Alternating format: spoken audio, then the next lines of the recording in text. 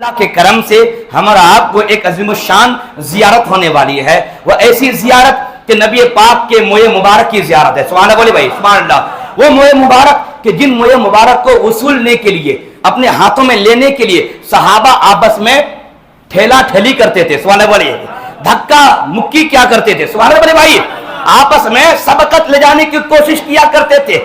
یہ عمرۃ القضاء کے موقع پر اور خصوصیت کے ساتھ فتح مکہ کے موقع پر آقا کریم نے جب حج کیا یا عمرہ کیا تو میرے آقا کریم نے جب اپنے سر کا بال اتروایا تو حضور پاک فرماتے ہیں ایک کام کرو, میرے ان مقدس بالوں کو دو حصے میں تقسیم کرو. یہ ابو طلحہ سامنے آدھا تو لے, ابو طلحہ آدھا تم لے, اور آدھا میرے آقا نے چٹکی اٹھا اٹھا کر صحابہ میں بانٹتے گئے. سبحان اللہ بولیے, صحابہ میں بانٹتے گئے. میں کہوں گا دنیا کا کوئی بھی کتنا بڑا مالدار کیوں نہ ہو جائے, اس کے بالوں کی قدر نہیں ہوتی. جو بالوں کی قدر میرے ہے وہی اڈانی کی بھی ہے, وہی امبانی کی بھی ہے, کوئی فرق نہیں ہے. میرے بھی بال پھینک دیے جاتے ہیں, اس کا بھی بال پھینک دیا جاتا ہے. میں کہا تیرا میرا نہیں, ارے بھائی تیرے میرے کو وجود جس ذات سے ملا ہے اس ذات کی بات کر رہا ہوں. وہ پیغمبر اعظم ہیں, وہ جانتے ہیں کہ اللہ نے مجھے جو بال عطا کیا ہے وہ نورانی بال ہے, وہ کسی اور کے بال کی طرح نہیں ہو سکتا. تبھی تو میرے آقا فرماتے ہیں ابو طلحہ تو آدھا لے کے جا اور باقی صحابہ آؤ. حضور اپنے ہاتھوں سے بانٹتے چلے جا رہے ہیں. سبحانہ بولیے, سبحانہ بولیے. اور انہی بالوں کو صحابہ لینے کے لیے آپ میں دھکا مکی کر رہے ہیں. ارے صاحب یہ تو بال ہے, بال سر کے اوپر رہتا ہے, سر یہ ایک عظمت کی نشان ہے. کہتے ہیں بھائی نہیں, ان کے سامنے سر نہیں جھکاؤں گا. حضرت امام حسین سر دے دیے, جھکائے نہیں. سبحانہ بولیے, سر دے دیے, جھکائے. کیا سمجھے آپ کہ سر کا مسئلہ الگ ہوتا ہے اور بال اس سر کے اوپر ہوتا ہے. بھائی ایک عظمت کا نشان ہے, یہ ایک عظمت کی پہچان ہے. اس کے اوپر بال مصطفیٰ ہے, موئے مبارک مصطفیٰ ہے, اس کی عظمت کا عالم کیا ہوگا. آپ بخاری نہیں پڑھتے ہیں, بخاری پڑھے تو آپ کو معلوم ہوگا. صحابہ حضور کے تھوک کو لینے کے لیے, صحابہ نبی کی ناک کی ریٹ کو لینے کے لیے, نبی وضو کر رہے ہیں. سبحان اللہ بولیے بھائی, نبی وضو کر رہے ہیں اور وضو کا پانی جو گر رہا ہے صحابہ لینے کے لیے, لینے کے لڑائی لڑ رہے ہیں, سبقت کر رہے ہیں. مجھے مل جائے, مجھے مل جائے.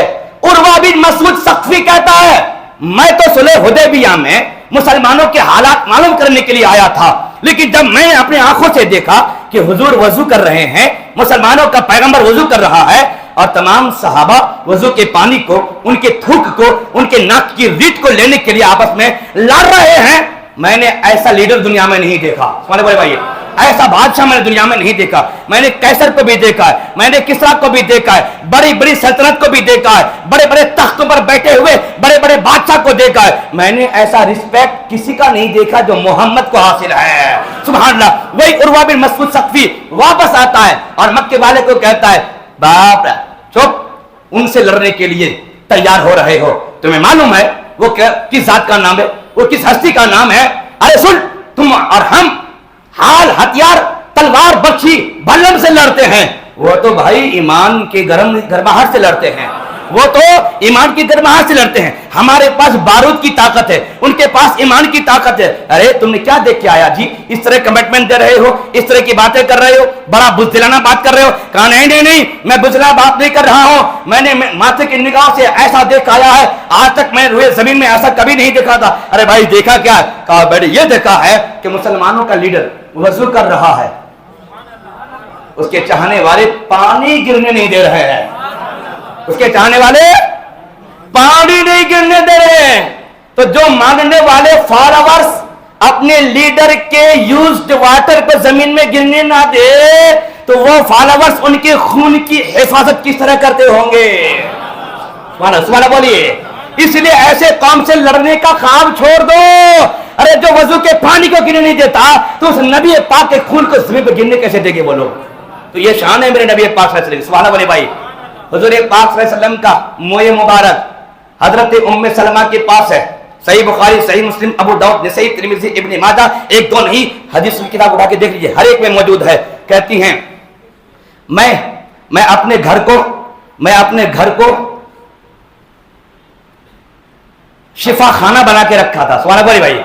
حضرت ام سلمہ کہتی ہے میرا گھر شفا خانہ تھا, شفا خانہ, ہاسپٹل. کہا وہ کیسے؟ کہ نہیں کچھ بھی نہیں, میرے پاس حضور پاک کے چند موئے مبارک تھے, میں نے ایک بوتل میں موئے مبارک کو رکھ لی تھی. تو کسی کو بھی بخار ہے میرے گھر آئیں گے, کہیں گے ذرا سا پانی ڈال کر کے پھر احتیاط سے ذرا پانی دے دو, بچے کو بخار ہے, کسی کو پیٹ میں درد ہے وہ بھی آئیں گے. سبحان اللہ بولے, سبحان اللہ بولے. جو بھی بیماری جس کو ہوتی ہے وہ سب میرے گھر آتے تھے اور میں احتیاط کے ساتھ پانی ڈال کر انگلی کے ذریعہ سے پانی گرا کے دیتی تھی, پانی پیتا تھا, شفا یاب ہو کر کے گھر واپس جایا کرتا تھا. سبحان اللہ بولے, سبحان اللہ بولے. یہ ہے موئے مبارک کی فضیلت, یہ ہے موئے مبارک کی فضیلت. حضرت خالد بن ولید رضی اللہ تعالی عنہ اچانک سپہ سالار ہیں, اچانک کہتے ہیں حملہ کرو. کہ سرکار ابھی تو وقت بالکل حملے کا نہیں ہے. کہا حملہ کرو. صحیح بات ہے, سچویشن حملہ کا نہیں تھا. اس وقت حملہ کرنا جان کو زوخم میں ڈالنا تھا, لیکن حکم تھا سپہ سالار کا, کمانڈر کا, کر دیا گیا حملہ. کئی لوگ زخمی ہوئے, کئی جانیں گئیں. لڑتے لڑتے لڑتے لڑتے خالد بن ولید کو اپنی ٹوپی نظر آ گئی. سبحان اللہ بولے بھائی, وہ حملہ ٹوپی کے لیے تھا. لپک کر کے ٹوپی اٹھاتے ہیں اور جب ٹوپی ہاتھ آ گئی کا روک دو حملہ. سبحان اللہ بولے بھائی. ہاں اچانک اب تو ہم غالب آنے والے ہیں. کہ یہ غالب آنے کے لیے حملہ نہیں تھا, یہ ٹوپی حاصل کرنے کے لیے حملہ تھا. کہ بھائی اس ٹوپی میں ہے کیا؟ کہ دیکھو اس ٹوپی کے نیچے نبی پاک کے موئے مبارک سلے ہوئے ہیں, بس اس کے لیے آپ نے اتنا بڑا حملہ کر دیا. آپ فرماتے ہیں سنو, یہ کبھی بھی گمان نہ رکھنا کہ خالد بن ولید کے بازوؤں میں بڑی طاقتیں ہیں اس لیے جنگ جیت لیتا ہے. نہیں نہیں, میں جنگ ٹوپی کی وجہ سے جیتتا ہوں. سبحان اللہ, سبحان اللہ, سبحان اللہ. میں جنگ اس ٹوپی کی وجہ سے جیتتا ہوں. اللہ کے رسول کے سر کے مبارک بال میرے سر پہ ہیں, دنیا کی کوئی قوم میرا سر نہیں جھکا سکتی ہے, جس کی بنیاد پر رب قدیر ہر جنگ کی کامیابی میری جھولی میں ڈال دیتا ہے. یہ شان ہے. بخاری مسلم ابو داؤد کی کئی احادیث موجود موئے مبارک کے تعلق سے. لوگ کہتے ہیں نہیں یہ سب کیا بھی نہیں ہوتا. میں کہا تو جھوٹا ہے. قرآن پاک سورہ حج رب فرماتا ہے من یعظم شعائر اللہ فانھا من تقوی القلوب, کہ جنہوں نے اللہ کے نشانوں کی تعظیم کی یہ دل کی پرہیزگاری ہے. یعنی اللہ کے ان نشانوں کی تعظیم کرنا یہ دل کی پرہیزگاری ہے. اگر دل کو تم صوفی بنانا چاہتے ہو, دل کو باوضو بنانا چاہتے ہو, دل کو باغسل بنانا چاہتے ہو, تو پھر اللہ کے نشانوں کی تعظیم کرو. یہ اللہ کی نشانیاں. کہا نہیں صاحب اللہ کی نشانی یہ کیسے ہے؟ تو میں کہوں گا تم نے پڑھا نہیں قرآن میں ان الصفا والمروۃ من شعائر اللہ, کہ بے شک صفا مروہ اللہ کے نشانوں سے ہیں. تو صفا مروہ یہ کیا ہے؟ کہ دو پہاڑی ہے. اس دو پہاڑی میں کیا بات ہوئی؟ کہ کیا بھی نہیں, کہ کیا بھی نہیں. حضرت حاجرہ کا قدم لگا. سبحان اللہ بولے بھائی. جب تک قدم نہیں لگا تھا اللہ کی نشانی نہیں تھا. یہی صفا یہی مروہ جب تک قدم حاجرہ نہیں لگا نشانی نہیں تھا. حاجرہ کا قدم لگا تو اللہ کی نشانی بن گیا. میں کہوں گا حاجرہ کا قدم لگے تو نشانی ہو, اور یا حضور کے موئے مبارک ہوں تو اللہ کی نشانی نہ ہو. یہ کیسی بے ایمانی ہے. ہم نے وہیں سے دلیل لے لیا کہ جہاں قدم لگا ہے وہ اللہ کی نشانی ہے, تو مزار اور بھی نشانی ہو جائے گی, کیونکہ قدم نہیں بلکہ پورا وجود یہاں پر موجود ہے. اس لیے یہیں سے دلیل بھی جاتی ہے کہ مزارات اولیاء, مزارات صحابہ و انبیاء یہ سب اللہ کی نشانی ہیں, اور جو اللہ کے نشانوں کی تعظیم کرے اللہ ان کو دل کا صوفی بنا دیتا ہے. رب قدیر کی بارگاہ میں دعا ہے. حدیث وہ خود فرماتی ہیں کہ نبی پاک کی عادت کریمہ تھی کہ آپ ظہر میں کھانا کھانے کے بعد تھوڑی دیر ٹہلنا کرتے تھے, لیٹا کرتے تھے, آرام کرتے تھے. کبھی کبھی میرے گھر میں بھی آ جایا کرتے تھے. ایک دفعہ میں گھر سے غیر حاضر ہوں, حضور پاک آ گئے, گھر خالی دیکھا, تو حضور پاک کا چونکہ بار بار آنا جانا تھا تو سرور کائنات میرے بسترے پر لیٹ گئے. میرے بسترے پر چمڑے کی چادر تھی, چمڑے کی چادر تھی, اور وہ جو کھجور کے کچھ چھالے کا گدا تھا, کہیں ڈاؤن تھا, کہیں اپ تھا, کہیں ڈاؤن کہیں اپ, ہے نا. تو جہاں جہاں ڈاؤن تھا تو نبی پاک آرام فرمانے لگے. تو حضور پاک کے جسم اطہر سے پسینے نکلنے لگے, اور پسینہ نکلتے نکلتے جہاں جہاں ڈاؤن پلیس تھا وہاں پر پسینہ جمع ہوتا تھا. ام سلیم کہتی ہیں کہ ایک میری پڑوسن نے کہا ہے کہا ہو جی تمہارے گھر میں حضور آئے ہوئے ہیں سبحان اللہ. جب میں سنی دوڑ کے آئی آ کے دیکھتی ہوں کہ حضور پاک بالکل نیند میں ہے سبحان اللہ. اور جس میں منور پر یہ جو پسینے کے قطرے ہیں لگتا ایسا ہے کہ نورانی شیشے پر کوئی نورانی موتی بکھیرے ہوئے ہو. حضرت ام سلیم کہتی ہیں اب وہ قطرے جمع ہو رہے ہیں اور میرے چمڑے کے اس بستر پر پھر میں کیا دیکھتی ہوں کہ اچھا خاصا پسینہ جمع ہو چکا ہے. دیکھتی کیا ہوں کہ اس پسینے کو مجھے لے لینا چاہیے. میں دوڑتے گئی ایک شیشی پاک کی, شیشی کو پاک کر کے پسینہ پوچھ کر کے شیشی میں بھر رہی ہوں. اتنے میں نبی پاک کی مبارک آنکھ کھل جاتی ہے. حضور پاک دیکھتے ہیں کہ ام سلیم پسینہ جمع کر رہی ہے. اے ام سلیم یہ کیا کر رہی ہو؟ سرکار اپنے بال بچوں کے لیے برکت کا سامان جمع کر رہی ہوں. میرے آقا فرماتے ہیں تم نے ٹھیک کیا. آقا فرماتے ہیں تم نے ٹھیک کیا. میں کہوں گا صاحب یہ پسینہ جو ہے نا یہ جسم کا کوئی پارٹ, کوئی حصہ, کوئی جز نہیں ہے. ہم نے پیا پیشاب کے راستے سے, بولے تو بشام بدن سے وہ پسینہ نکل جاتا ہے.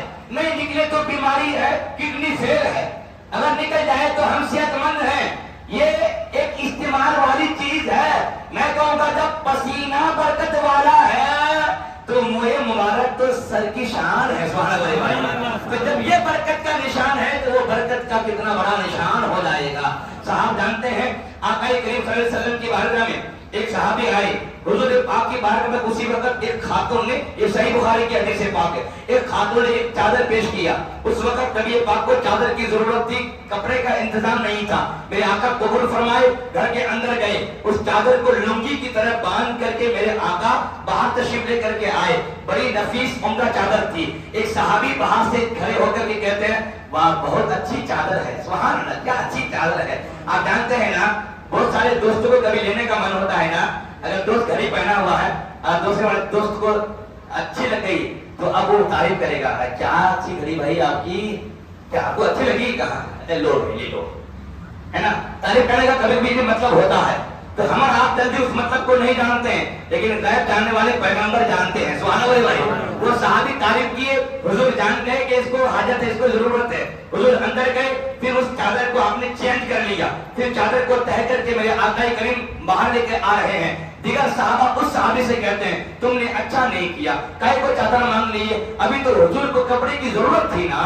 کہا سنو سنو میرے دوست نبی کے صحابہ, میں نے قسم خدا کی وہ چادر اس دنیا میں استعمال کرنے کے لیے نہیں مانگا ہے. میرے دل میں اچانک خواہش ہوئی کہ کوئی ایسا کپڑا میرے پاس ہو جانا چاہیے جو کپڑا نبی پاک کے جسم سے لگا ہو تاکہ وہ میرے کفن کا استعمال ہو جائے سبحان اللہ. میں نے کفن بنانے کے لیے اس چادر کو مانگا ہے. میرے آقا کریم نے اس صحابی کو چادر دے دیا. میں پوچھنا چاہتا ہوں صاحب کیا بات ہے کہ نبی کے جسم سے ایک بار وہ کپڑا لگا ہے اور صحابی کا عقیدہ ہے کہ اسے لے کر کے اسے اوڑھ کر کے قبر جاؤں گا تو قبر منور ہو جائے گی, قبر کشادہ ہو جائے گی, قبر جھوم جائے گی, قبر بھی رشت کرے گی کہ میرے اندر آیا ہے تو ایسا آدمی آیا ہے جو تبرکات مصطفیٰ کو لے کر کے آیا ہے.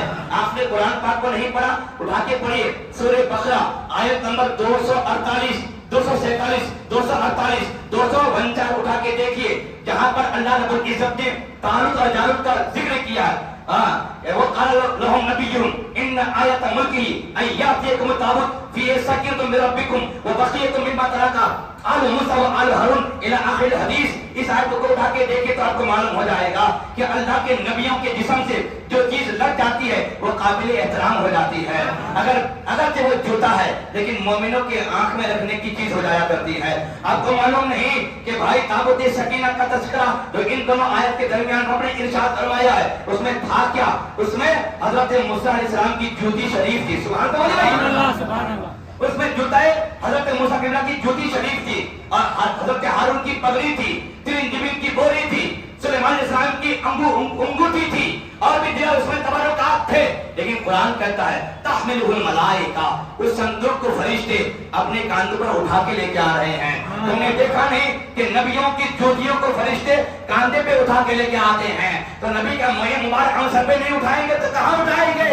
یہی احترام ہے کیونکہ ہمیں قرآن نے یہ मिराज दे दिया है कि जब मूसा की जूती का ये एहतराम है कि फरिश्ते उसे सर पे और अपने कांधे पे उठाते हैं, तो मेरे नबी की जूती का क्या एहतराम होगा।